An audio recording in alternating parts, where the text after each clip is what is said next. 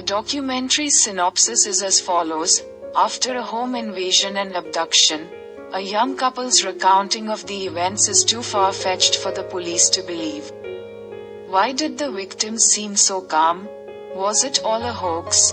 From the filmmakers behind The Tinder Swindler, this three-part docuseries unravels the consequences of our cultural rush to judgment, and the damage done when law enforcement decides the truth can't possibly be true. In 2015, Huskins was kidnapped for a week while her boyfriend, now husband, Aaron Quinn, was tied up by robbers. I remember being asleep and hearing a voice and thinking it was a dream, she told ABC7.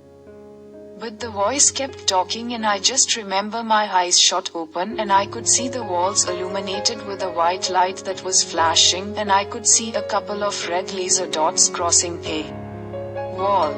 And I could hear, "Wake up, this is a robbery. We're not here to hurt you," Huskins said. And in that moment, I just thought, oh my God. This is not a dream. She continued. I heard him drive off. I slowly counted to 10. I peeled the tape off my eyes and I was by myself in this alleyway, she said. The kidnapper, who had taken Huskins' bags when he abducted her, had removed them from the car and placed them on the ground.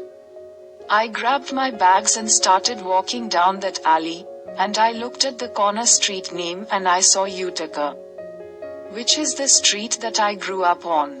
She was held hostage for 2 days and was sexually assaulted in Lake Tahoe before being returned to her hometown of Huntington Beach, California. While she was kidnapped, Quinn contacted the police even though the kidnappers told him that they would kill her if he did. The case happened while Gone Girl was on its way to becoming a cultural phenomenon, which made police think that Quinn was making the story up and questioned him for more than a week as well as Huskins. When she returned, however, Matthew Muller, a Gulf War veteran and Harvard-educated attorney, was behind the kidnapping.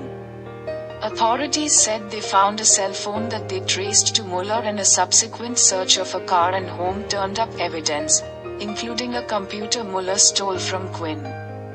However, it did not account for the amount of damage and trauma that Quinn and Huskins endured during their time with officials.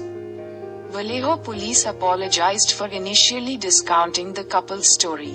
In 2018, Huskins and Quinn reached a $2.5 million settlement with the city. Muller pleaded guilty to federal kidnapping charges and was sentenced in 2017 to 40 years in prison.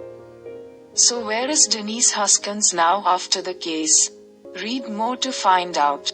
Where is Denise Huskins now?